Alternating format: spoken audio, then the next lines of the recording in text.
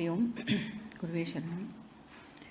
ओम सदाशिवसमारम्भां शङ्कराचार्यमध्यमाम् अस्मदाचार्यपर्यन्तां वन्दे गुरुपरम्पराम्।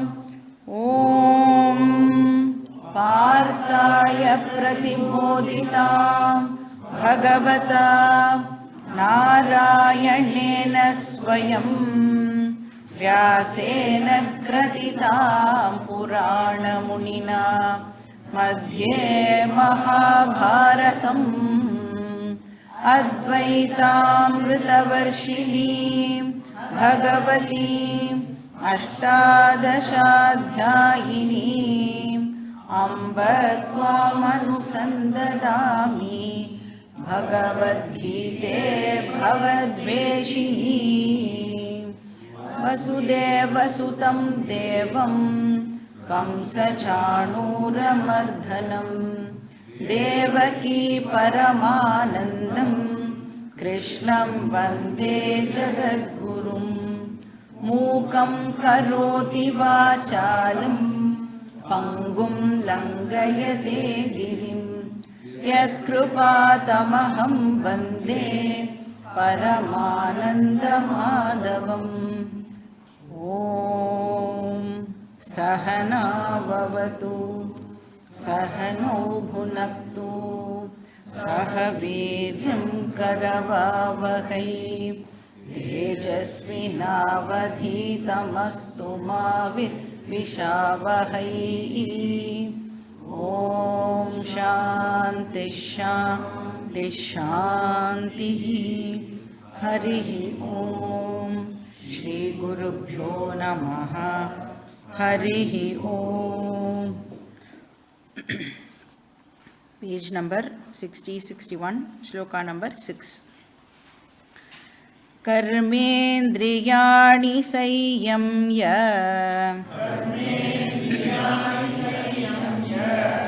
य आस्ते मनसा स्मरन्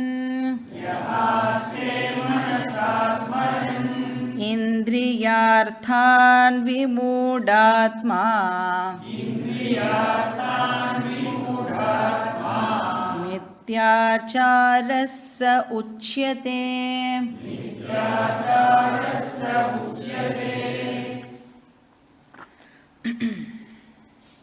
ஸோ கிருஷ்ணர் வந்து இப்போது அர்ஜுனனுடைய டவுட்டை கிளாரிஃபை பண்ணிட்டு இருக்கார். கர்மயோகம் ப்ராக்டிஸ் பண்ணணுமா, ஞான யோகம் ப்ராக்டிஸ் பண்ணணுமா, இதுதான் வந்து டவுட்டு. அதுக்கு என்ன பதில் சொன்னார் கிருஷ்ணர்? கர்மயோகமும் ப்ராக்டிஸ் பண்ணணும், ஞான யோகமும் ப்ராக்டிஸ் பண்ணணும், ரெண்டுமே ஈக்குவலி இம்பார்ட்டண்ட். அதனால நோ சாய்ஸ் அப்படின்னு சொல்லிட்டேன். ஸோ ரெண்டையும் பண்ணணும். அப்போது முதல்ல கர்மயோகம் ப்ராக்டிஸ் பண்ணி மைண்டை ப்யூரிஃபை பண்ணணும். அதுக்கப்புறம் ஞான யோகம் ப்ராக்டிஸ் பண்ணி ஞானம் அடையணும். இதை வந்து தூக்கத்தில் எழுப்பி கேட்டால் கூட நமக்கு சொல்ல தெரியணும். ஏன்னா ஞானத்தினால மட்டுமே மோட்சம். இப்போ ஞான யோகம் ப்ராக்டிஸ் பண்ணுறதுனா என்ன அர்த்தம்? இப்போ நாம் என்ன பண்ணிட்டு இருக்கோமோ அதுக்கு பேர் ஞான யோகம். இப்போ சாஸ்திரத்தை ஒரு டீச்சருக்கு கீழே போய் படிக்கிறதுக்கு பேர் ஞான யோகம் அப்படின்னு அர்த்தம். வேதாந்த சாஸ்திரத்தை படிக்கணும், வேறு ஏதாவது சாஸ்திரம் இல்லை. வேதாந்த சாஸ்திரத்தை ஒரு டீச்சர் கீழே போய் படிக்கிறதுக்கு பேர் ஞான யோகம். ஸோ குரு சாஸ்திர உபதேசா. இப்போ இந்த ரெண்டு சாதனால் நமக்கு சாய்ஸ் இல்லாமல் போகலாம். ஆனால் கிருஷ்ணர் சொல்கிறார், உனக்கு நிஷ்டால சாய்ஸ் இருக்குது. இது அகெயின் 5th சாப்டர்லேயும் கிருஷ்ணர் வந்து சொல்லுவார். ஸோ கிரகஸ்த ஆசிரமத்தில் இருக்கணுமா இல்லைனா சந்நியாச ஆசிரமத்தில் இருக்கணுமாங்கிறது வேணால் நீ முடிவு பண்ணுற விஷயமாக இருக்கலாம். ஆனால் கர்மயோகமா ஞான யோகமா அப்படிங்கிறதுல சாய்ஸ் இல்லை.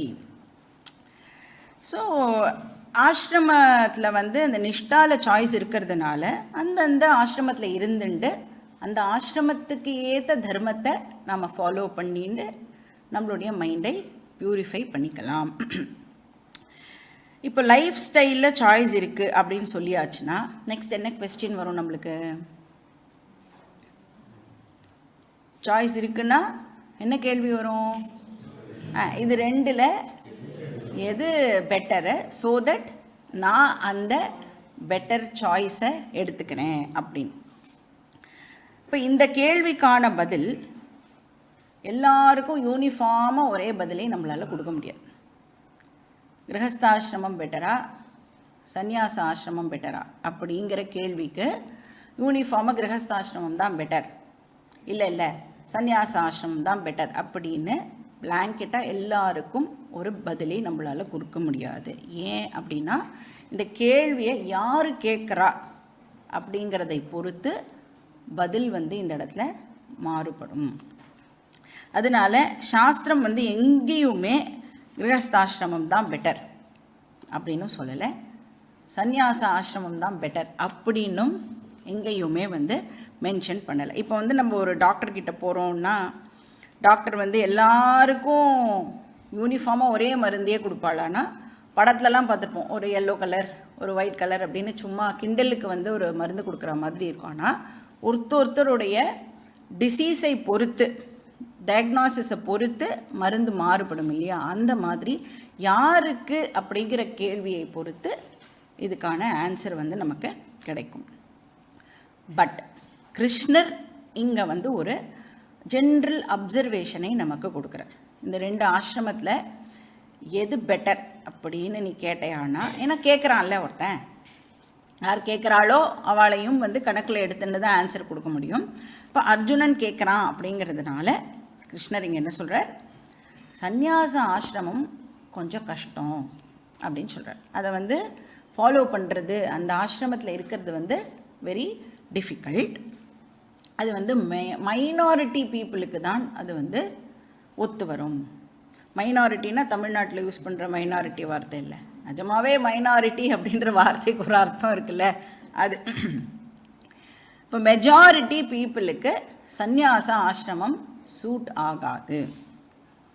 ஏன்னா 5th சாப்டரில் சொல்வார், சந்நியாசஸ்து மகாபாகோ துக்கமாப்தும் அயோகதா.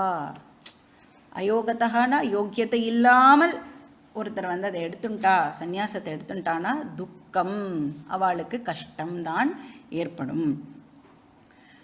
அப்போ எது உச்சிதம்? நம்மளை மாதிரி இருக்கிறவாளுக்கு எது உச்சிதம் அப்படின்னா கிரகஸ்த ஆசிரமத்திலே கண்டினியூ பண்ணுறது நல்லது.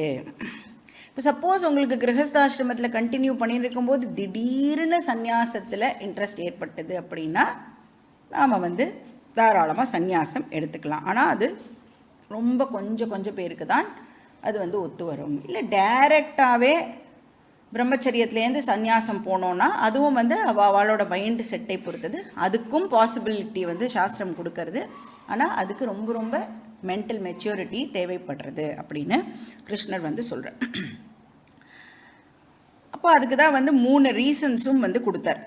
அதாவது கிரகஸ்தாசிரமத்திலேயே கண்டினியூ பண்ணுறது தான் நல்லது அப்படிங்கிறதுக்கு 3 ரீசன்ஸும் நாம் பார்த்தோம், ஆர் 3 ஆர்குமெண்ட்ஸ்னு சொல்லலாம்.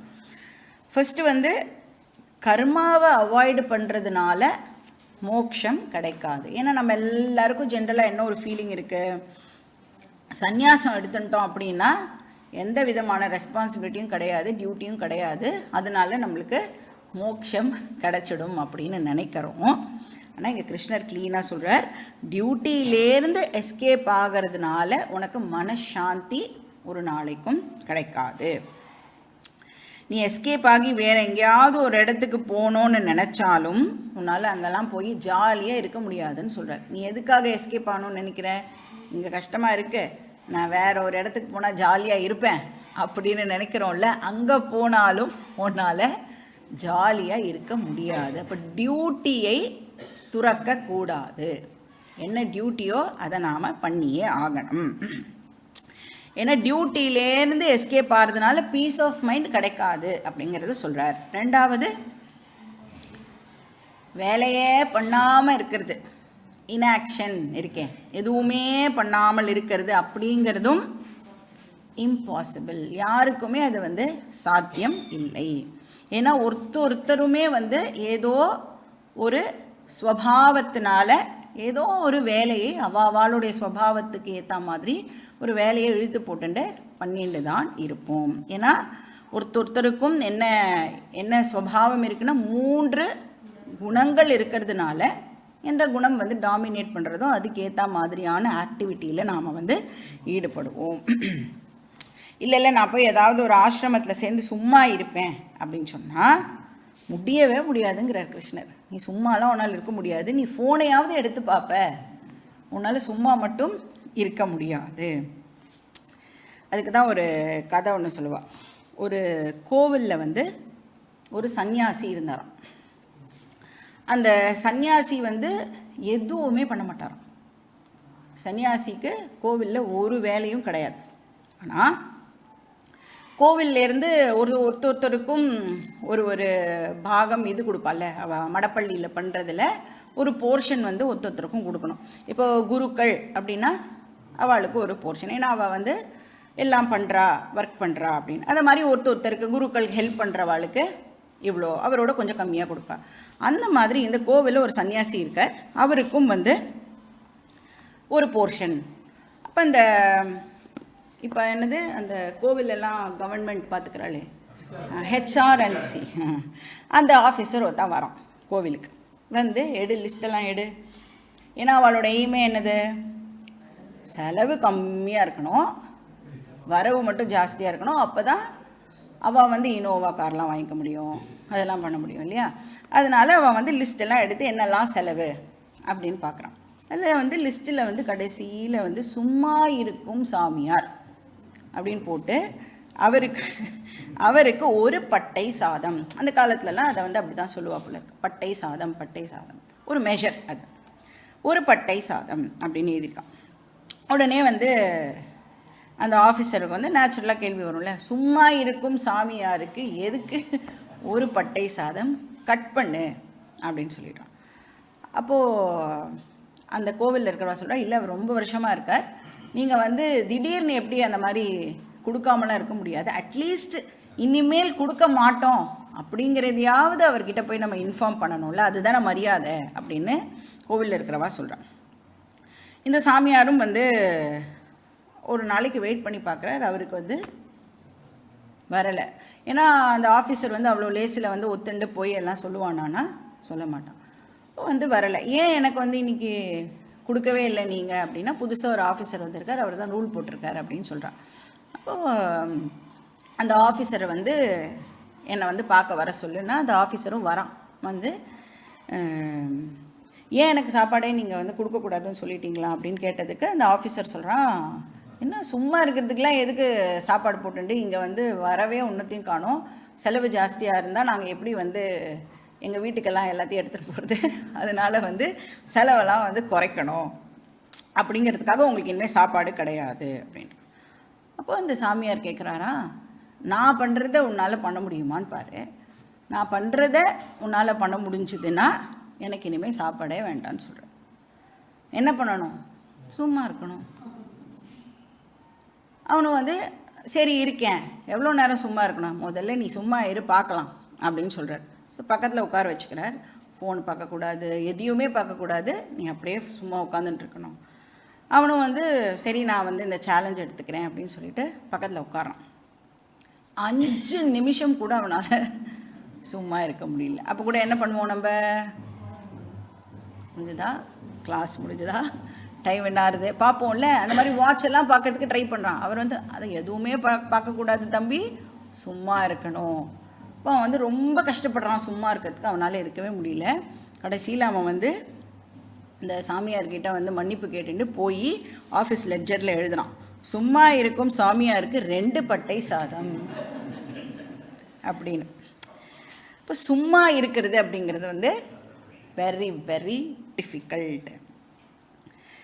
அப்புறம் 3வது ரீசன் வந்து சும்மா இருக்கிறதுனால மோட்சம் கிடைக்காது. இன்ஃபேக்ட் இந்த சும்மா இருக்கிறது அப்படிங்கிறது ரொம்ப ரொம்ப ரிஸ்கியும் கூட. ஏன்னா எந்த விதமான டியூட்டியும் நம்ம எடுத்துக்கவே இல்லை, ரெஸ்பான்சிபிலிட்டிஸ் எடுத்துக்காமல் எந்த வேலையும் பண்ணாமல் நம்ம ஐடலாக நம்மளோட மைண்டை அப்படியே விட்டோம் அப்படின்னு சொன்னால் அது வந்து டெஃபினட்டாக நம்மளோட லைஃப்க்கே வந்து ரொம்ப டேஞ்சரஸாக மாறிடும். இப்போ வந்து கிரகஸ்தனாக இருக்கும்னு வச்சுக்கோங்களேன். உங்களுக்கு வந்து கிரகஸ்தனாக இருந்துட்டு வேலையெல்லாம் கொஞ்சம் கம்மியாக இருக்குது அப்படின்னா கூட அந்த சும்மா இருக்கிற நேரத்தில் என்ன பண்ணலாம், நம்ம கவலையெல்லாம் படலாம் இல்லை, ஏதோ ஒன்று பண்ணலாம். சும்மா இருக்கும் பொழுது கவலைப்படலாமே, கவலைப்பட்டால் தானே வயசானதுக்கு வந்து அறிகுறி. கவலைப்படலை அப்படின்னு சொன்னால் எல்லோரும் வந்து என்ன உனக்கு கவலையே இல்லை அப்படின்னு கேட்டுருவாளேன்னு சொல்லிட்டாவது நாம் வந்து கவலையாவது படலாம். இப்போ இது சன்னியாசின்னா அவளுக்கு சுத்தம் ரிலேட்டிவ்ஸ் இருக்க மாட்டா, பொசஷன் இருக்காது. அப்போ எதை நினச்சி அவள் வந்து கவலைப்படுவா? சும்மா இருந்தால் வெரி வெரி டேஞ்சரஸ். அப்போ எதை நினச்சி கவலைப்படுவா அப்படின்னா அந்த ஐடல் மைண்டில் இப்போ என்ன தோணும் அப்படின்னா, ஒருவேளை நம்ம சந்நியாசம் எடுத்துட்டது தப்போ. ஏன்னா சந்நியாசங்கிறது ஒரு பர்பஸுக்காக எடுத்துக்கணும் இல்லையா, ஞான யோகம் ப்ராக்டிஸ் பண்ணுறதுக்காக எடுத்துக்கணும். அதை விட்டுட்டு வெறும்னு டியூட்டிஸ் எல்லாம் மட்டும் திறந்துட்டு அவள் வந்து உட்காந்துண்டா அப்படின்னா இப்போ மைண்டு வந்து என்னெல்லாம் பண்ணும் அப்படின்னா, என்னெல்லாம் ஆசைகள் இருந்ததோ அதெல்லாம் நிறைவேற்றிக்கிறதுக்கு இப்போது முயற்சி பண்ணும். இப்போ நான் வந்து தெரியாமல் இந்த சந்நியாசத்தில் வந்து மாட்டேன்ட்டேனோ அப்படி எல்லாம் மைண்ட் வந்து இப்போது யோசிக்க ஆரம்பிக்கும். அப்போ என்ன ஆகும் அப்படின்னா அந்த தாட்ஸ் வந்து வெரி வெரி பவர்ஃபுல். என்ன பண்ணுவோன்னா சந்நியாச தர்மத்தையே வயலேட் பண்ணுறதுக்கு கூட அவள் வந்து வயலேட் கூட பண்ணறதுக்கு அவளுக்கு சான்சஸ் அதிகமாகிடும். அப்போ சப்ரெஸ் பண்ணி பண்ணி ஒரு நாள் அது பூதாகாரமாக வந்து வெடிச்சிடும். எங்கேயுமே வேதம் வந்து நம்மளை உன்னுடைய ஆசைகள் எல்லாத்தையும் சப்ரெஸ் பண்ணு அப்படின்னு சொல்கிறதே கிடையாது. சப்ரெஸ் பண்ணுறதுனா என்ன அர்த்தம்? அடக்கி வையே, நீ ஆசையே படக்கூடாது, ஆசையே துன்பத்திற்கு காரணம், அதனால் நீ ஆசைப்படக்கூடாது அப்படின்னு நம்மளுடைய வேதம் எங்கேயுமே நமக்கு சொல்லி கொடுக்கவே இல்லை. இன்ஃபேக்ட் என்ன சொல்கிறது அப்படின்னா, பரீட்சை லோகான் கர்மச்சிதான் பிராமணா நிர்வேதம் ஆயாத். பரீட்சை லோகான், பரீட்சை பண்ணு, இந்த உலகத்தில் என்னென்னலாம் உனக்கு வேணுமோ அது எல்லாத்தையும் நீ ட்ரை பண்ணி பாரு அப்படின்னு சொல்கிறது. எக்ஸ்பீரியன்ஸஸை நிறைய நீ வந்து கெயின் பண்ணு. இப்போ கெயின் பண்ணால் நமக்கு என்ன ஒரு நாளைக்கு தெரிய வரும் அப்படின்னா, இந்த உலக விஷயங்கள் எல்லாம் எப்படிப்பட்டதாக இருக்குன்னா டெம்பரரியாக இருக்குது. ஒரு நாள் இருக்குது, 300 நாள் இல்லாமல் போகிறது.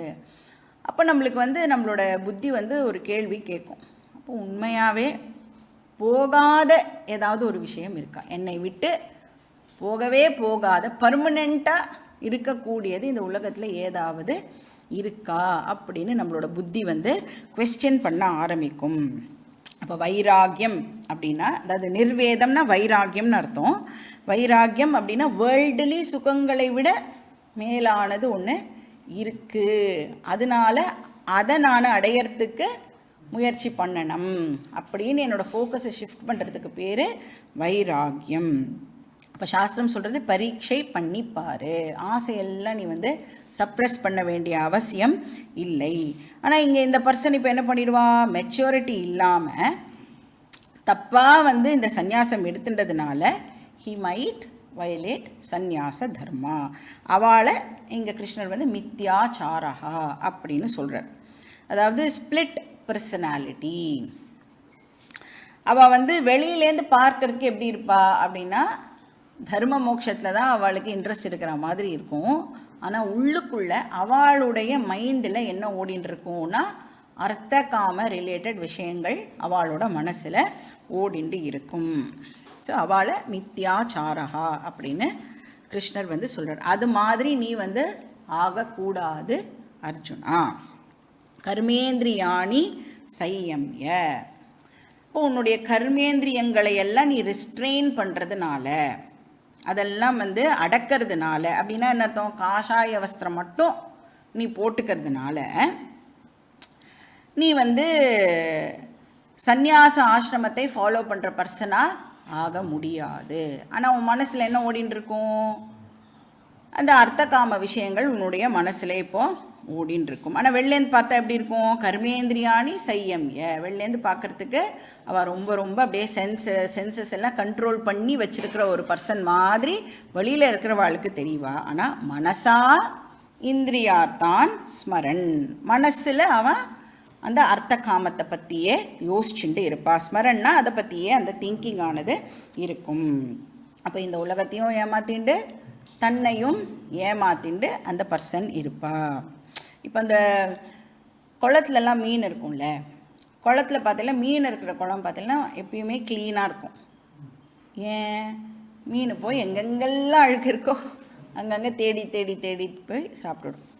அந்த மாதிரி தான் நான் க்ளீன் ஆசிரம அட்மாஸ்ஃபியரில் இருப்பேன், ஆனால் என் மனசுக்குள்ளே அத்தனை அழுக்கும் இருக்கும். அந்த மாதிரி இருக்கிற பர்சனை மித்யாச்சாரஹா அப்படின்னு சொல்கிறார். அப்புறம் விமூடாத்மா அப்படின்னும் சொல்கிறார். விமூடாத்மானா அந்த இன்டெலெக்ட் இப்போது கன்ஃபியூஸ்டு இன்டெலெக்டாக இருக்குது, டெல்யூடட் இன்டெலெக்டாக இருக்குது. இப்போ தனக்கு லைஃப்பில் என்ன வேணும் அப்படின்னே தெரியாத ஒரு பர்சனாக அந்த பர்சன் இருப்பான். ஸோ இந்திரியார்த்தான் மனசா ஸ்மரன். அதனால இன்ஆக்ஷன் அப்படிங்கிறது ரொம்ப ரொம்ப டேஞ்சரஸ். அதையும் சொல்கிற ரிஸ்கி.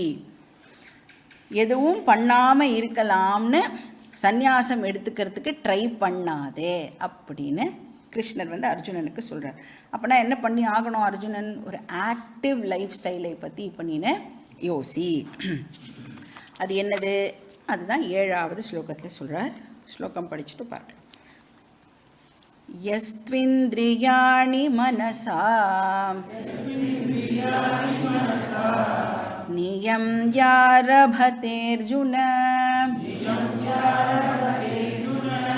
கர்மேந்திரியை கர்மயோகம் அசக்தஸ்ஸ விசிஷ்யதே.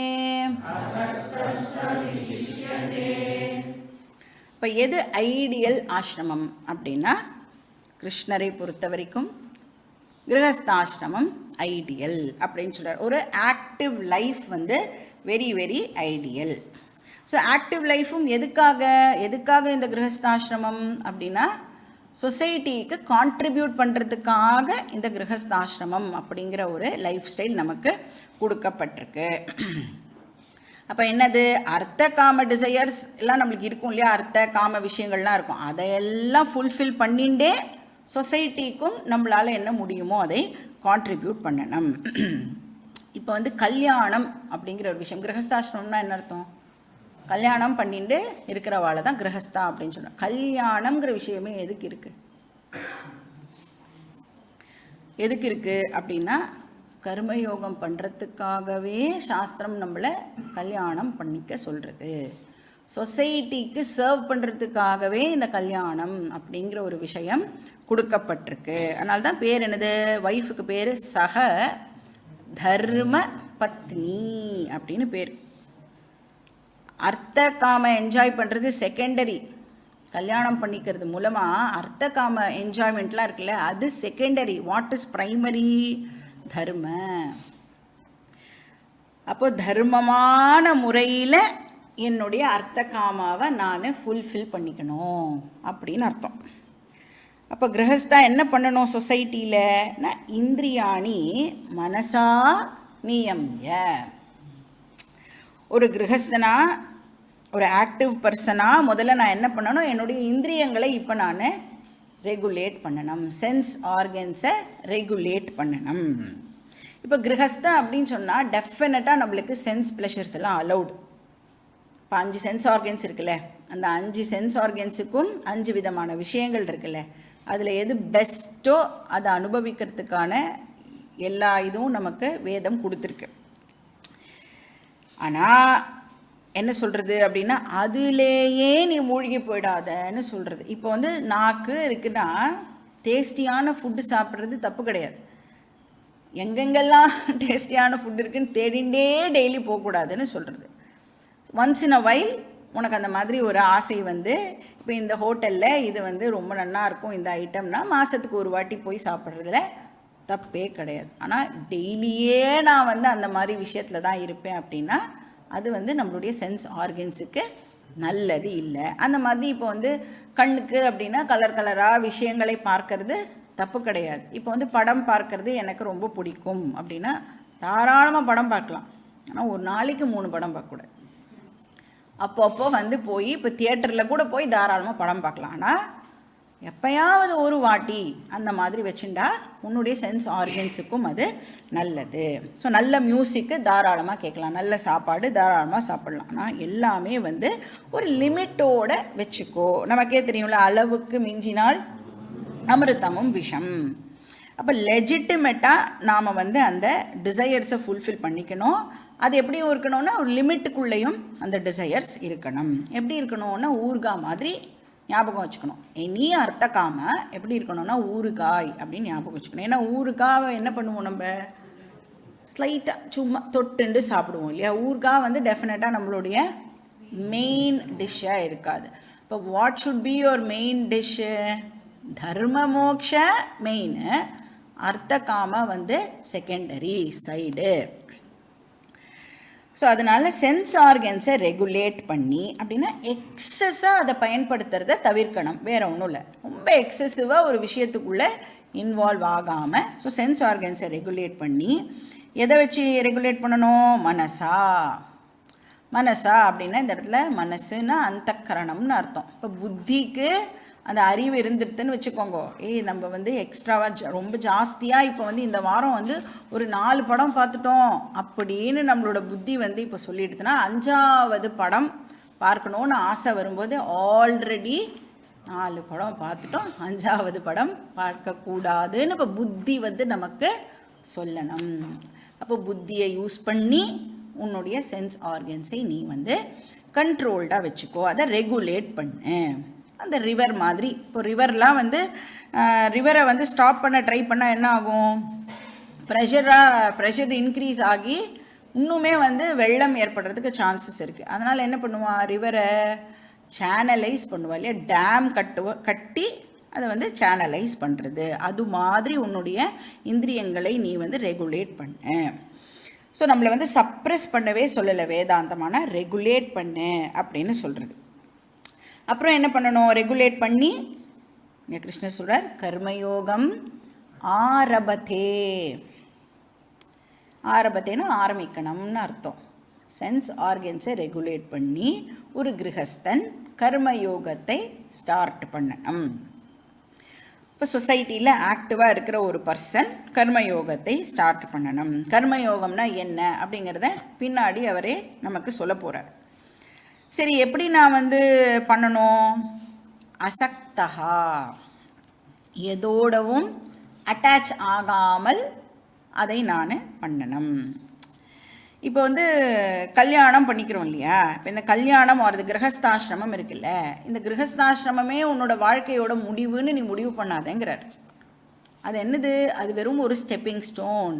ஏன்னா நம்மளுடைய வாழ்க்கையோடைய முடிவு என்னது? மோட்சம்தான் என்னுடைய கோல். அதுக்கு கிரகஸ்தாசிரமத்தை நான் வந்து ஒரு மீன்ஸாக பயன்படுத்துகிறேன் அப்படிங்கிறத நீ ஞாபகம் வச்சுக்கோ. இப்போ எதோடையும் அட்டாச் ஆகாதே அப்படின்னு சொல்கிறேன். ஏன்னா இப்போ வந்து கல்யாணம் பண்ணிட்டோம் அப்படின்னா நம்ம வந்து அந்த டிபெண்டன்சி க்ரியேட் பண்ணிடுறோம்ல, ஒருத்தருக்கு ஒருத்தர், உனக்கு நீ, எனக்கு நான், நீ இல்லாமல் நான் இல்லை, நான் இல்லாமல் நீ இல்லை, இப்படி எல்லாம் வந்து நீ டிபெண்டன்சி க்ரியேட் பண்ணிட்டா அதுவே உனக்கு இந்த ஞான யோகத்துக்கு ஆப்ஸ்டக்கிளாகவும் அமைஞ்சிடும். அதனால் வந்து இங்கே என்ன சொல்கிறார் அப்படின்னா, இப்போ வந்து ஸ்பௌஸ் அப்படின்னா எதுக்காக கல்யாணமே பண்ணிட்டு இருக்கோங்கிறது நம்மளுக்கு தெரிஞ்சாதான் நம்மளால் வந்து அட்டாச்மெண்ட் இல்லாமல் எந்த ஒரு விஷயத்தையுமே வந்து பண்ண முடியும். இப்போ இந்த கல்யாணங்கிற இன்ஸ்டிடியூஷனே வேதம் நமக்கு எதுக்கு சொல்லியிருக்குன்னா, உன்னுடைய கோலை அடையறதுக்கு இந்த கிரகஸ்தாசிரமம் ஒரு சாதனா, அதை நீனு ப்ராப்பராக பயன்படுத்து அப்படின்னு சொல்கிறது. அப்போ தான் நம்ம எது மேலேயும் வந்து ஓவர் அட்டாச்மெண்ட் வைக்காமல் அவளுக்கு என்ன பண்ணணுமோ அதை மட்டும் பண்ணிவிட்டு நம்மளோட கோலை நம்மளால் வந்து அடைய முடியும். இப்போ சந்நியாச ஆசிரமம் எதுக்கு கொடுக்கப்பட்டிருக்குன்னா, வேதாந்தம்காகவே நான் பிறந்திருக்கேன் அப்படின்னா சில பேர் சொல்லுவாள். பிறந்ததுக்கே எதுக்கு அப்படின்னா, நான் யாருன்னு தெரிஞ்சுக்கிறதுக்காகவே பிறந்திருக்கேன் அப்படின்னு சொல்கிறவாளுக்கு டைரெக்டாக அவள் வந்து பிரம்மச்சரியத்துலேருந்து டைரெக்டாக சந்நியாசம் எடுத்துட்டு அதில் போய் ஞான யோகம் ப்ராக்டிஸ் பண்ணி கோலை அடையலாம். ஆனால் நிறைய பேருக்கு நமக்கெல்லாம் என்றைக்காவது தோணியிருக்கா, நான் எதுக்காக பிறந்திருக்கேன் அப்படிங்கிற கேள்வியெலாம் என்றைக்காவது நம்மளுக்கு வந்திருக்கா? நீ ஏன் பிறந்திருக்கேன்னு கேளுன்னு சொல்லி இங்கே வந்ததுக்கப்புறம் தான் இப்படி ஒரு கேள்வியை நாம் யோசிக்கணும் போல இருக்குது அப்படின்னு நமக்கு கிளாஸுக்கெலாம் வந்ததுக்கப்புறம் தான் தோன்றுறது இல்லையா. இப்போ பட் இந்த மாதிரி மக்களும் இருக்கா. நான் ஏன் பிறந்தேன் அப்படின்னு தெரிஞ்சுட்டே ஆகணும்னு சொல்கிறவாளுக்கு சந்நியாச ஆசிரமம் ஒரு ஒண்டர்ஃபுல் ஆசிரமம். ஆனால் மெஜாரிட்டி பீப்புளுக்கு அந்த மாதிரி எல்லாம் கொஸ்டின்ஸே இல்லாததுனால கிரகஸ்த ஆசிரமத்திலே இருந்துட்டு இந்த மாதிரி கிளாஸ் அட்டென்ட் பண்ணும்போது வேதம் வந்து நம்மளுக்கு அந்த கேள்விகள் எல்லாம் கிண்டில் பண்ணிவிடும். இந்த மாதிரி கேள்விலாம் இருக்குது, இதை நீ கூட கேட்டு பார்க்கலாம், ஒன்ஸ் இன் அ வைல் இந்த மாதிரி கேள்வியெல்லாம் கூட உன் புத்தியும் வந்து கேட்கறதுக்கு அலோவ் பண்ணு அப்படின்னு வேதம் நமக்கு சொல்லி கொடுக்கறது. ஸோ கர்மயோகம் ஆரபத்தே அப்படின்னு இந்த ஸ்லோகத்தில் சொல்கிறார். ஸோ அப்படி அந்த பர்சன் வந்து இப்போ கர்மயோகத்தை ஃபாலோ பண்ணால் அது எப்படிப்பட்டதாக இருக்குமா? விசிஷ்யத்தே, அதாவது சந்நியாசியை விட இந்த கர்மயோகம் ஃபாலோ பண்ணுற இந்த பர்சன் இப்போ சுப்பீரியர் பர்சனாக ஆகிடுவான். கிரகஸ்தாசிரமத்தில் இருந்துட்டு கர்மயோகம் ஃபாலோ பண்ணுற பர்சன் இஸ் சுப்பீரியர் தேன் அ சந்நியாசி. அந்த சந்நியாசி வந்து எப்படிப்பட்ட சந்நியாசி? ஞான யோகம்லாம் ஃபாலோ பண்ணாமல் வெறும் காஷாய வஸ்திரம் போட்டுன்னு இருக்கிற ஒரு சன்னியாசி இருக்கா இல்லையா, அவளை காட்டிலும் இந்த கர்மயோகி வந்து சுப்பீரியர் அப்படின்னு இங்கே கிருஷ்ணர் சொல்கிறார். அடுத்த ஸ்லோகம்,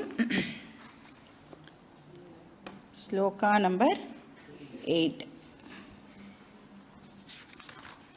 நியதம் குரு கர்மத்வம்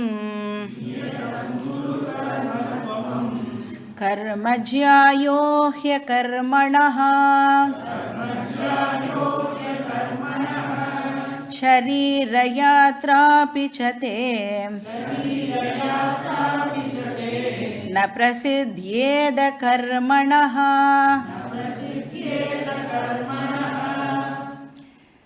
இப்போ வந்து போன ஸ்லோகத்தில் வந்து கர்மயோகம் ஐடியல்னு சொன்னார் இல்லையா, மெஜாரிட்டி பீப்புளுக்கு அதுதான் பெஸ்ட். ஆனால் சாஸ்திரம் வந்து சில பேருக்கு எக்ஸப்ஷன்ஸையும் கொடுக்கறது அப்படின்னு பார்த்தோம். அதாவது கிரகஸ்தாசிரமத்துக்கே என்ட்ரு பண்ணாமல் டைரெக்டாக சந்நியாச ஆசிரமத்துக்கு போகிறவாளுக்கும் வந்து சாஸ்திரம் அந்த பாசிபிலிட்டியும் நம்மளுக்கு சொல்கிறது. அப்படி டைரெக்டாக அவள் வந்து சந்நியாச ஆசிரமம்க்கு வந்து இந்த விஷயங்களெல்லாம் படித்து மோட்சம் அடையிறா அப்படின்னா அதுக்கும் சாஸ்திரம் என்ன சொல்கிறதுன்னா, அவள் வந்து ஏதாவது முன்னாடி ஜென்மாவில் கிரகஸ்தாசிரமத்தில் இருந்திருக்கணும். அதே மாதிரி கிரகஸ்தனாக இருந்து கிரகஸ்தத்துலேயே கண்டினியூ பண்ணி இந்த ஞான விஷயங்கள் எல்லாம் வந்து படித்து மோட்சம் அடையிறானா ஏதோ ஒரு ஜென்மாவில் சந்நியாச ஆசிரமத்தில் இருந்திருக்கணும் அப்படின்னு வேதமும் நம்மளுக்கு சொல்கிறது. இப்போ இங்கே என்ன சொல்கிறார் அப்படின்னா, இந்த 8வது ஸ்லோகத்திலேருந்து இந்த கர்மயோகம் அப்படிங்கிற விஷயம் வந்து ப்ராப்பராக ஸ்டார்ட் ஆகிறது அப்படின்னு சொல்லலாம். பட் நம்மளுக்கு வந்து ஞாபகப்படுத்திட்டோம் அப்படின்னா 2வது அத்தியாயத்திலேயே வந்து கர்மயோகத்தை நமக்கு கிருஷ்ணர் வந்து இன்ட்ரடியூஸ் பண்ணினார் இல்லையா. இப்போ ஸ்லோகா நம்பர் 47 அண்ட் 48 எந்த சாப்டரு? டெஃபினட்டாக செகண்ட் சாப்டராக தான் இருக்கணும். என்ன தேர்ட் சாப்டரில் 47 48லாம் இல்லை. கர்மண்யேவாதிகாரஸ்தே மா பலேஷு கதாச்சன மா கர்ம பலஹேதுர்பூஹ மா தே சங்கோஸ்த்வ கர்மணி. ஸோ 47வது ஸ்லோகம் 48வது ஸ்லோகத்தில் கர்மயோகத்தை வந்து கிருஷ்ணர் சம்மரைஸ் பண்ணார் அப்படின்னு பார்த்தோம். யோகஸ்த குரு கர்மாணி சங்கம் தியக்த்வா தனஞ்சய சித்திய சித்தியோ சமோ பூத்வா சமத்வம் யோக உச்சியத்தை. அங்கேயும் என்ன சொல்கிறார்? சங்கம் தியக்த்வா அப்படின்னு நாம் பார்த்தோம் இல்லையா. இப்போ அந்த ரிசல்ட் மேலே உன்னுடைய ஃபோக்கஸை வைக்காதே. இங்கே வந்து அசக்தஹா அப்படிங்கிற வார்த்தையை யூஸ் பண்ணுறார். அங்கே 2வது சாப்டரில் என்ன சொன்னார்? சங்கம் தியக்த்வா அப்படின்னு சொன்னார். இப்போ இதை பேஸ் பண்ணி தான் இந்த சாப்டரில் இருக்கிற மெயின் ஸ்லோகாஸ் இருக்கிறதுனால, அதாவது 8வது ஸ்லோகத்துலேருந்து 20வது ஸ்லோகம் வரைக்கும் கர்மயோகம் டாபிக். அதனாலேயே இந்த சாப்டருக்கு கர்மயோகம் அப்படிங்கிற பேர் வந்து வந்திருக்கு. இப்போ கிருஷ்ணர் வந்து கீதாவில் நமக்கு சொல்லி கொடுக்குற எந்த விஷயம் எடுத்துட்டாலும் அது எல்லாமே வந்து வேதத்தில் என்ன சொல்லியிருக்கோ அதை தான் கிருஷ்ணர் நம்மளுக்கு கீதாவில் இங்கே ப்ரெசென்ட் பண்ணுறார். இப்போ புதுசாக அவர் எதுவும் அவருடைய சொந்த கருத்தாக எதையுமே இங்கே சொல்லலை. பழைய டீச்சிங் ஆனால் புது ஃபார்மில் நம்மளுக்கு கிருஷ்ணர் ப்ரெசென்ட் பண்ணுறார். இப்போது கீதாவை அவர் சொல்லும் பொழுது வேத காலத்தை கம்பேர் பண்ணும் பொழுது கீதாவுடைய டைம் மாடர்ன் டைம். அப்போவே கீதா சொன்ன டைமையும் இப்போ நாம் இருக்கிற இந்த காலகட்டத்தை கம்பேர் பண்ணும்பொழுது இது மாடர்ன் இல்லையா? அதனால் இப்போ அந்த டீச்சிங்கில் இப்போ கிருஷ்ணர் யுத்தம் அப்படிங்கிற எக்ஸாம்பிளை வச்சு சொல்லி கொடுத்துருந்தார் அப்படின்னா, இப்போ சங்கரர் அதுக்கு பாஷ்யம்லாம் எழுதும்போது அவருடைய பீரியடில் என்ன எக்ஸாம்பிள்ஸ் அவர் டே டு டேயில் எல்லோரும் யூஸ் பண்ணுறாலோ அதை வச்சு அவர் பாஷ்யத்தில் எக்ஸாம்பிள்ஸ்லாம் கொடுத்துருப்பார். இப்போ சங்கரர் காலத்தில் ப்ராபப்ளி டிவி, மொபைல் ஃபோன் அதெல்லாம் இல்லாமல் இருக்கலாம். ஆனால் இப்போ நாம் நம்மளுடைய டீச்சிங்க்கு மோஸ்ட்டாக அந்த மாதிரி எக்ஸாம்பிள்ஸ் தான் பார்க்குறோம் இல்லையா? ப்ளஸ் சங்கரர் சான்ஸ்கிரிட்லேயே சம்பாஷணம்லாம் பண்ணி டீச்சிங் எல்லாம் பண்ணியிருக்கலாம். ஆனால் இப்போ நம்மளுக்கு நம்மளுடைய மதர் டங்லேயே இந்த விஷயங்கள்லாம் இப்போ நாம் கேட்டுருக்கோம். அப்போ எக்ஸாம்பிள்ஸை மாற்றுறோம், அப்புறம் லாங்குவேஜை மாற்றுறோம். ஆனால் எதை மாற்றல? அந்த கண்டென்ட் இருக்குல்ல, வேதத்தில் என்ன சொல்லியிருக்கோ அதே விஷயத்தை தான் மாடர்ன் டைமாக இருந்தாலும் இப்பையும் நாம் அதே விஷயத்தையே கற்றுக்கிறோம். இப்போ கர்மயோகம் பற்றி வேதத்தில் கர்ம காண்டத்தில் இந்த விஷயமானது சொல்லப்பட்டிருக்கு. இப்போ 2 உபனிஷத்தும் கூட கர்மயோகம் பற்றி பேசுறது. ஒன்று ஈசாவாஸ்ய உபனிஷத்னு ஒரு உபனிஷத், அதுக்கப்புறம் பிருகதாரண்யக உபனிஷத்னு இன்னொரு உபனிஷத். ஸோ 2துலேயுமே இது ரிலேட்டடான மந்திரங்கள் இருக்கு.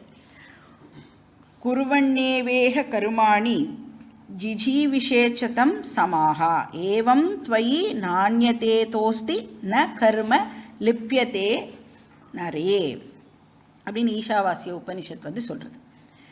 அதாவது நீ ஆக்டிவிட்டீஸ்லாம் பண்ணிகிட்டே 100 வருஷம் வாழணும்னு ஆசைப்படணும். அப்படி நீ எதோடையும் அட்டாச்மெண்ட் இல்லாமல் அந்த ஆக்டிவிட்டீஸ் எல்லாம் நீ பண்ணும் பொழுது உனக்கு அந்த கர்மமே உன்னுடைய பந்தத்திலிருந்து உனக்கு விடுதலையை கொடுக்கும் அப்படின்னு அங்கே அந்த உபனிஷத் சொல்கிறது. பிருகதாரண்யகத்தில் தமேதம் வேதானு வச்சனேன பிராமணா விவிதிஷந்தி யஜ்ஞேன தானேன தபசா அப்படின்னு சொல்கிறது. இப்போ யஜ்ஞம், தானம், தபஸ் இது 3ம் கிரகஸ்தாளுக்கு கொடுக்கப்பட்டிருக்கிற விஷயம். அப்போ இந்த 2 மந்திரம் தான் என்டையர் கர்மயோகத்துக்கு பேஸாக அமையிறது. அப்போ கர்மயோகம் அப்படின்னா ஜென்ரலாக என்ன அப்படின்னு நாம் பார்த்துட்டு இந்த ஸ்லோகத்துக்குள்ளே என்ட்ரு பண்ணலாம்.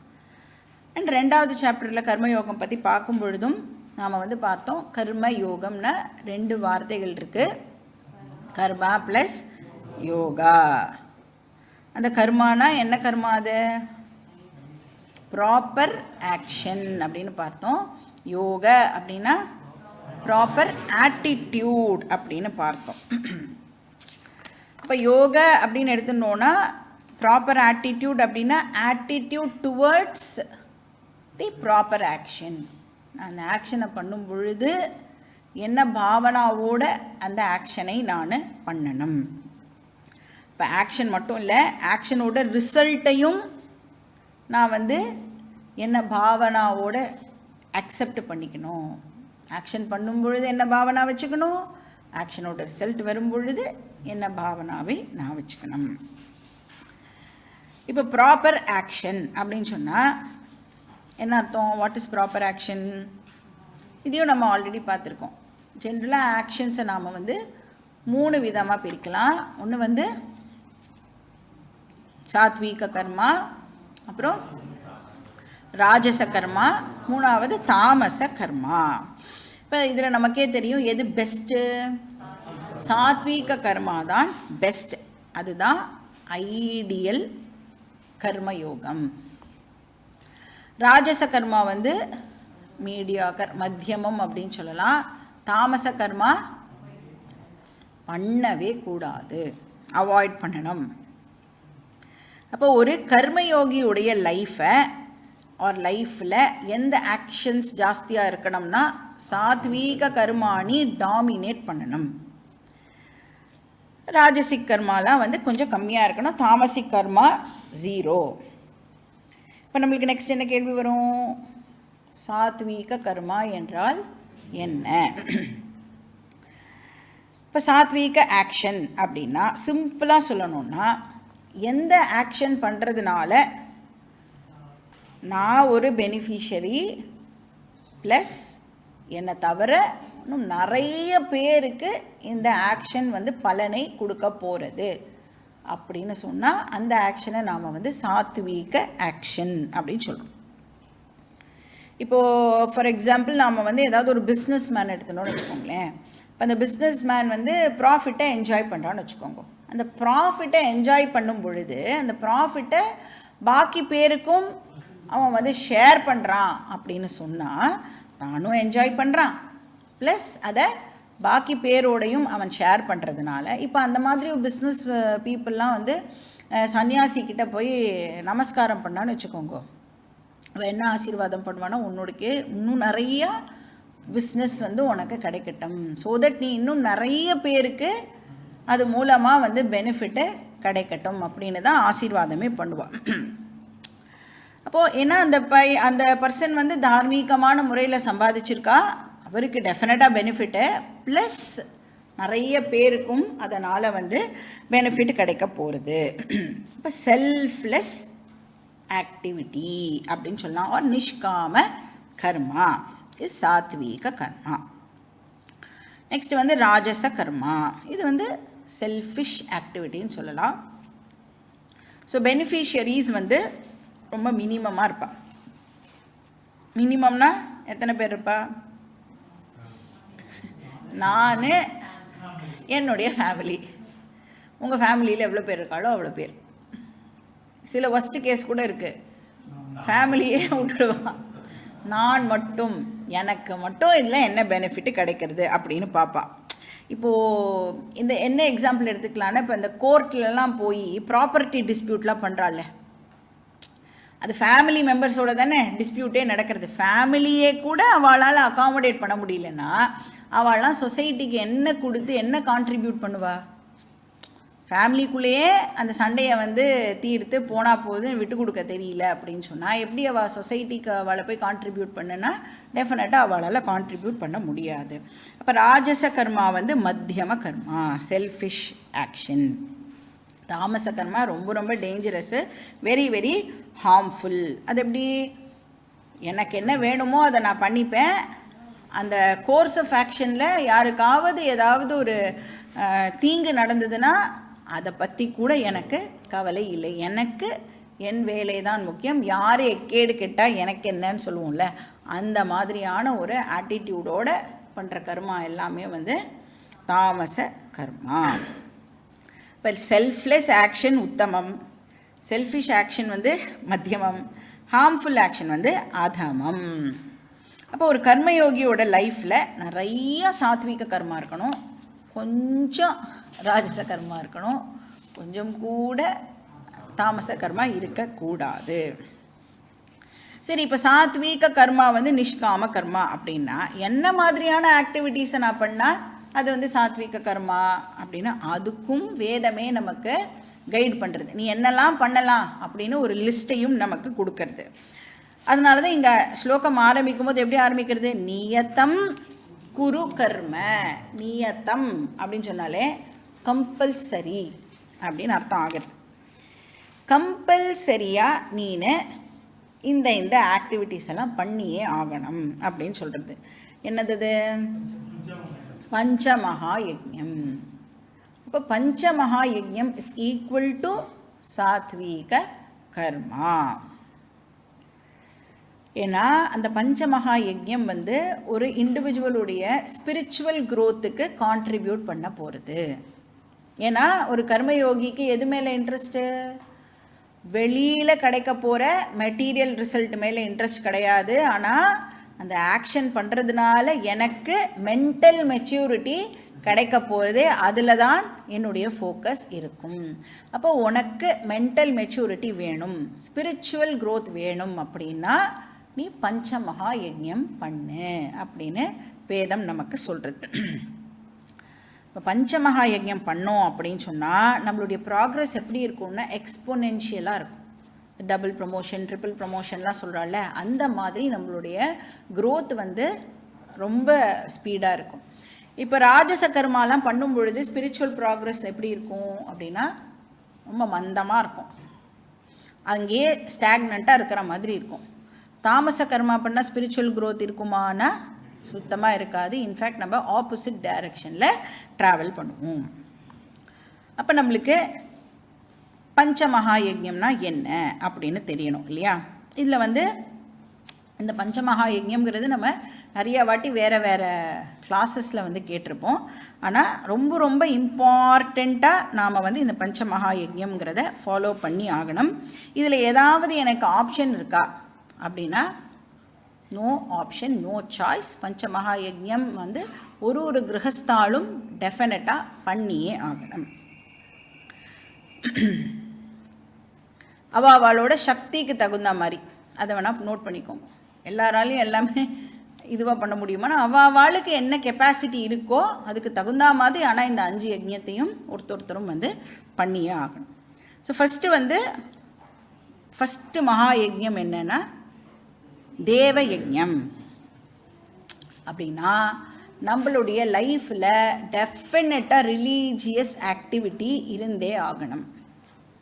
நாம் எவ்வளோ பெரிய ஆளாக வேணாலும் இருக்கலாம், எவ்வளோ பிஸி பர்சனாக வேணால் இருக்கலாம், ஆனாலும் எவ்ரிடே நாம் வந்து பகவானுக்காக அப்படின்னு ஒரு 15 to 20 minutes டெஃபினட்டாக நாம் ஸ்பெண்ட் பண்ணியே ஆகணும். பகவானை வர்ஷிப் பண்ணுறதுக்கு ஸ்பெண்ட் பண்ணணும். என்ன விதமான வர்ஷிப்பு அப்படின்னா அது வந்து அவங்களுடைய வீட்டு வழக்கமாக இருக்கலாம், இல்லை யாராவது சொல்லி கொடுத்துருக்கலாம் நம்மளுக்கு இப்படி தான் பண்ணணும்னு. ஸோ அது வந்து நம்மளுடைய சௌகரியம். ஆனால் டெஃபினட்டாக ஒரு ஸ்பெஷலாக ஒரு டைமை அலாட் பண்ணி நாம் வந்து பகவானை வர்ஷிப் பண்ணியே ஆகணும். இப்போ ஒருத்தருக்கு ஒரு விஷயம் இருக்கும். இப்போ சில பேர் அக்னிஹோத்திரம் பண்ணுவா, சில பேர் வந்து சந்தியாவந்தனம் பண்ணுவா, சில பேர் வந்து ஏதாவது தெரிஞ்ச ஸ்லோகத்தை சொல்லுவா, சில பேர் வெறும் விளக்கேற்றினா போகிறோம் அப்படின்னு இருப்பா, இல்லை கோவிலுக்கு போகிறத ஒரு இதுவாக வச்சுருப்பா. ஸோ எந்த ஆக்டிவிட்டியாக வேணாலும் இருக்கலாம், என்ன டைப் ஆஃப் வர்ஷிப்பாக வேணாலும் இருக்கலாம். ஆனால் worship is very very important. So எப்படி அந்த வர்ஷிப்பும் இருக்கணும் அப்படின்னா எக்ஸ்க்ளூசிவாக நாம் பகவானுக்குன்னு டைமை ஒதுக்கணும். இப்போ வந்து வராத ஒரு பர்சன் நம்ம வீட்டுக்கு வந்தா அப்படின்னு சொன்னால் நம்ம வேலை பண்ணிகிட்டே அவளோட பேசுவோமா? அண்ணா வந்து பக்கத்தில் உட்காந்துட்டு பேசி முடிச்சுட்டு அதுக்கப்புறம் தான் வேறு வேலையை பார்ப்போம் இல்லையா? அப்போது அவளுக்கு கொடுக்குற இம்பார்ட்டன்ஸை விட பகவானுக்கு நாம் டெஃபினட்டாக ஜாஸ்தியாக இம்பார்ட்டன்ஸ் கொடுக்கணும்.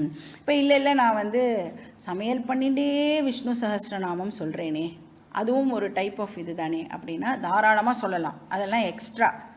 ஆனால் உன்னால் முடிஞ்சதுன்னா எந்த ஆக்டிவிட்டியும் வச்சுக்காமல் வெறும் விஷ்ணு சஹஸ்ரநாமம் மட்டும் போய் பூஜை ரூமில் சொல்ல முடியறதா?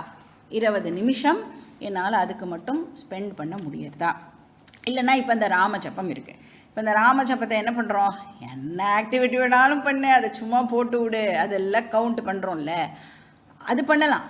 ஆனால் எக்ஸ்க்ளூசிவாக என்னால் ஒரு 15-20 minutes வெறும் ராமஜபம் மட்டும், வேறு எந்த ஆக்டிவிட்டியும் வச்சுக்காமல் அது மட்டும் பண்ண முடியறதா? இப்போ கிளாஸ் கேட்டுட்டே கூட டிக்கெட்டுன்னு அப்படி கூட அமுத்தின்னு இருக்கலாம் நிறைய பேர். அந்த மாதிரியெல்லாம் பண்ணாமல் எக்ஸ்க்ளூசிவாக பண்ண முடியறதா அப்படின்னு பார்க்கணும். அந்த மாதிரி பண்ணணும் அப்படின்னும் நம்மளுக்கு சாஸ்திரம் சொல்கிறது.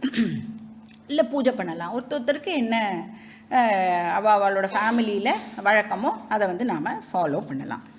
இது வந்து தேவ யஜ்ஞம். ஸோ எக்ஸ்க்ளூசிவ் டைம் கொடுக்கணும் பகவானுக்கு. நெக்ஸ்ட் வந்து பித்ரு யஜ்ஞம்.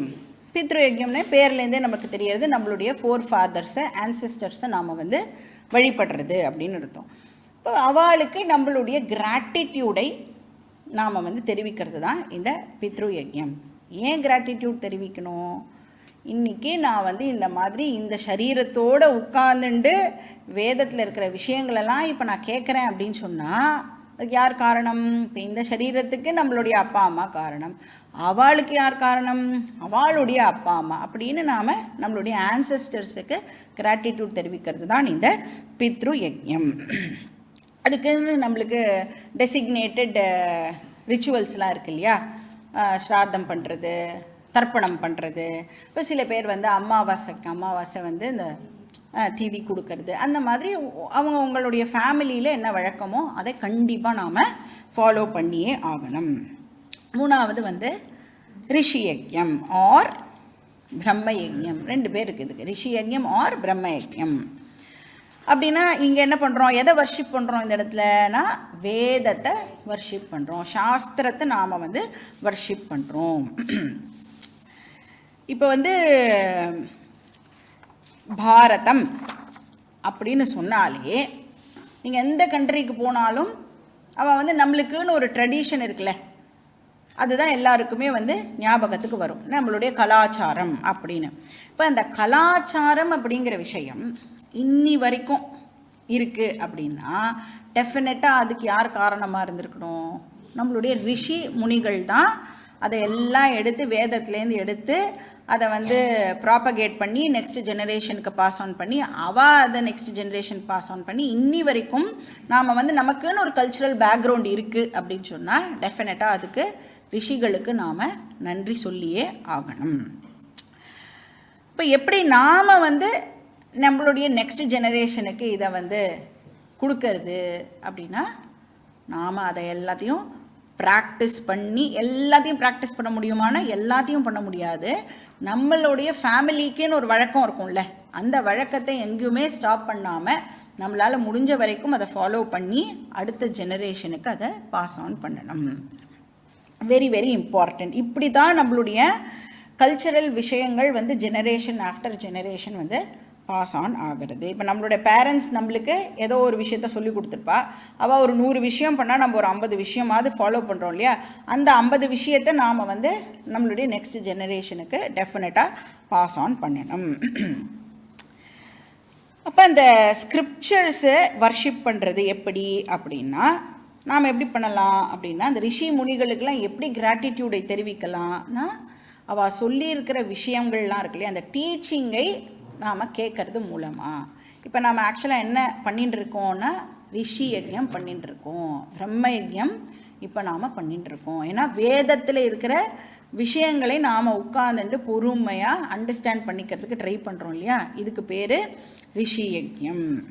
இல்லை ராமாயணம் படிக்கலாம், மகாபாரதம் படிக்கலாம், பாகவதம் படிக்கலாம், இது எல்லாமே வந்து ரிஷி யஜ்ஞத்துக்கு கீழே வந்துடும். ஏன்னா வேதமே என்ன சொல்கிறது? ரிதம்ச ஸ்வாத்தியாய பிரவச்சனேச்ச, சத்தியஞ்ச ஸ்வாத்தியாய பிரவச்சனேச்ச. அப்போ ஸ்வாத்தியாய அப்படின்னு ரிப்பீட் ஆகுது. அப்படின்னா ஸ்வாத்தியாயன்னு சொன்னால் சாஸ்திரத்தை படி அப்படின்னு அர்த்தம். ஸோ வேதத்தை டெஃபினட்டாக படித்தே ஆகணும். இப்போ அதில் என்ன விஷயம் சொல்லப்பட்டிருக்குன்னு எல்லாருக்கும் டெஃபினட்டாக தெரியணும். அது வந்து நம்மளுடைய டியூட்டின்னு வேதம் வந்து சொல்கிறது. அதனால தான் நீங்கள் பார்த்தேன்னா இந்த தர்ப்பணம்லாம் பண்ணும்போது பிரம்ம யஜ்ஞம் அப்படின்னு ஒன்று பண்ணுவார். ரிக்வேதம் தர்ப்பயாமி, அப்புறம் யஜுர்வேதம் தர்ப்பயாமி அப்படிலாம் அதை சொல்லி அப்புறம் ரிஷிகளுக்கெல்லாம் ஒரு தர்ப்பயாமி சொல்லுவோம். அப்புறம் ரிஷி பத்னிக்கு தர்ப்பயாமி. ரிஷி பத்னி இல்லைன்னா ரிஷியால் இதெல்லாம் ஒழுங்காக ப்ராப்பகேட் பண்ணியிருக்க முடியாது. அப்போது ஒரு ஆஸ் அ ஃபேமிலி தானே அவள் வந்து ஹெல்ப் பண்ணியிருக்கா இல்லையா? அப்போ ஒருத்தரையும் நாம் வந்து ஞாபகம் வச்சுட்டு அவளுக்கெல்லாம் வந்து நம்மளுடைய கிராட்டிடியூடை நாம் வந்து தெரிவிக்கணும். இதில் வந்து ஏதாவது சாய்ஸ் எல்லாம் எங்கேயாவது இருக்கான்னா ஒரு சாய்ஸும் கிடையாது, கம்பல்சரி. இப்போ தர்ப்பணம்லாம் பண்ணுறதுக்கு எனக்கு எலிஜிபிலிட்டியே இல்லைன்னா நான் என்ன பண்ணுறது அப்படின்னா, கிளாஸ் கேட்கலாம், ராமாயணம் படிக்கலாம், மகாபாரதம் படிக்கலாம். இப்போ நமக்கு எது ரிலவெண்ட் ஆஸ் வேதாந்தா ஸ்டூடெண்ட்ஸ், நமக்கு இன்னும் எது ரிலவெண்ட் அப்படின்னா கீதாவில் சொல்லியிருக்கிற டீச்சிங்கை மறுபடியும் கேட்கறது நாம் பண்ணக்கூடிய ரிஷி யஜ்ஞம் ஆர் பிரம்ம யஜ்ஞம். நெக்ஸ்ட் யஜ்ஞம் வந்து மனுஷ்ய யஜ்ஞம். எல்லா விதமான சோஷியல் சர்வீஸும் இதில் வந்துடும். இல்லாத வாளுக்கு ஹெல்ப் பண்ணுறது வந்து மனுஷ்ய யஜ்ஞம். நம்ம வந்து ஏதாவது ஆர்ஃபனேஜஸ்லாம் வந்து பில்டு பண்ணி கொடுக்கலாம், இல்லைனா அவளுக்கு அங்கே போய் சாதம் கொடுக்கலாம், ட்ரெஸ்ஸு கொடுக்கலாம், என்னெல்லாம் நம்மளால் முடியுமோ அதை பண்ணலாம். இப்போ உடனே வந்து என்ன கேள்வி கேட்பா, எனக்கு வந்து பித்ரு யஜ்யம்லாம் பண்ண முடியல, நான் வந்து அன்றைக்கி வந்து இந்த மாதிரி ஏதாவது ஒரு ஆர்ஃபனேஜுக்கு போய் நான் ஒரு அன்னதானம் பண்ணுறேனே, இல்லை கோவிலில் நான் வந்து இது சொல்லிட்டேன், மடப்பள்ளியில் தளிக்க சொல்லிட்டேன், நான் வந்து என்னால் வந்து இந்த தவசம்லாம் பண்ண முடியல அப்படின்னா அந்த மாதிரிலாம் பண்ணலாமான்னா ஆப்ஷனே இல்லைன்னு சொல்கிறது வேதம். இப்போ நீ வந்து ஆர்ஃபனேஜுக்கெல்லாம் சாப்பாடு கொடுக்குறதோ இதுவோ அது எந்த யஜ்யத்துக்கு கீழே வந்துடும்னா மனுஷ யஜ்யத்துக்கு கீழே வந்துடும். தர்ப்பணம் அதெல்லாம் எந்த யஜ்யத்துக்கு கீழே வருது? பித்ரு யஜ்யத்துக்கு கீழே வருது. அப்போ இதில் ஏதாவது ஆப்ஷன் இருக்கா? பித்ரு யஜ்யம் பண்ணினா மனுஷ யஜ்யம் பண்ணாமல் இருக்கலாமா, மனுஷ யஜ்யம் பண்ணினா பித்ரு யஜ்யம் பண்ணாமல் இருக்கலாமான்னா ஆப்ஷனே இல்லைன்னு சொல்கிறது. 5 யஜ்யமும் ஒரு கிரகஸ்தாலும் கண்டிப்பாக ஃபாலோ பண்ணியே ஆகணும்.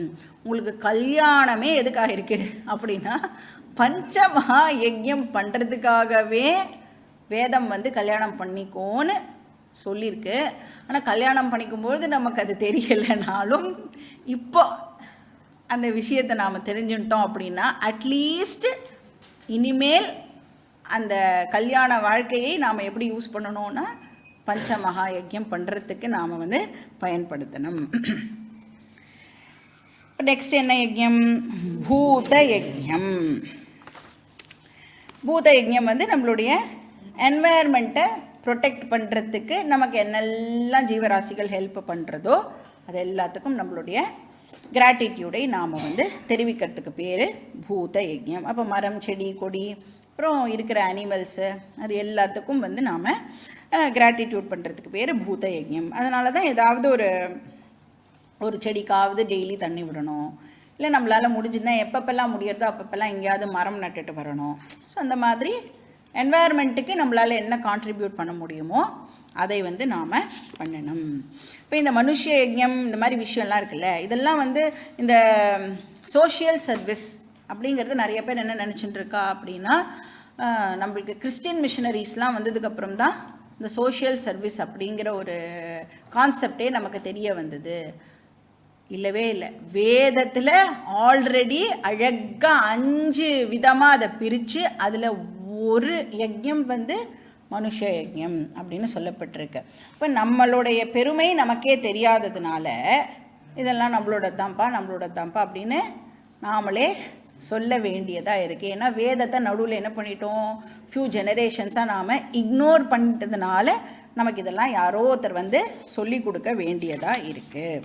ஸோ பஞ்ச மகா யஜ்யம் வந்து ஒரு கிரகஸ்தாலும் பண்ணணும். இது வந்து சாத்வீக கர்மாவுக்கு கீழே வரும். இப்போ இந்த மாதிரி யார் வந்து தன்னோட லைஃப்பை லீட் பண்ணுறாளோ அவள் எப்படி இருப்பா அப்படின்னா சொசைட்டிலேருந்து அவள் எடுத்துக்கிறது கம்மியாக இருக்கும், சொசைட்டிக்கு அவள் கொடுக்கறது ஜாஸ்தியாக இருக்கும். இந்த அக்கௌண்ட்ஸில் பேலன்ஸ் ஷீட் அப்படின்னு ஒன்று சொல்லுவாள்ல, அதை நீங்கள் வந்து உங்களோட லைஃப்பில் நீங்கள் அந்த பேலன்ஸ் ஷீட்டை வந்து டேலி பண்ணி பார்த்தேல் அப்படின்னா எப்படி இருக்கணும், ஒரு ஐடியல் லைஃப்பை நான் வாழ்ந்திருக்கேனா அப்படின்னா நான் எடுத்துன்றதை விட கொடுத்தது ஜாஸ்தியாக இருந்ததுன்னா நீங்கள் வந்து ஒரு ஃபண்டாஸ்டிக் லைஃப்பை வந்து லீட் பண்ணியிருக்கேள் அப்படின்னு அர்த்தம். ஸோ அந்த மாதிரி ஒரு லைஃப்பை லீடு பண்ணு அப்படின்னு கிருஷ்ணர் வந்து அர்ஜுனனுக்கு சொல்கிறார். பாக்கி டீட்டெயில்ஸ் நம்ம நெக்ஸ்ட் கிளாஸில் பார்க்கலாம். ஓம் பூர்ணமதః பூர்ணமிதம் பூர்ணாத் பூர்ணமுதச்யதே பூர்ணஸ்ய பூர்ணமாதாய பூர்ணமேவாவசிஷ்யதே. ஓம் சாந்தி சாந்தி சாந்தி. ஹரிः ஓம் ஸ்ரீ குருभ्यो நமः. ஹரிः ஓம்.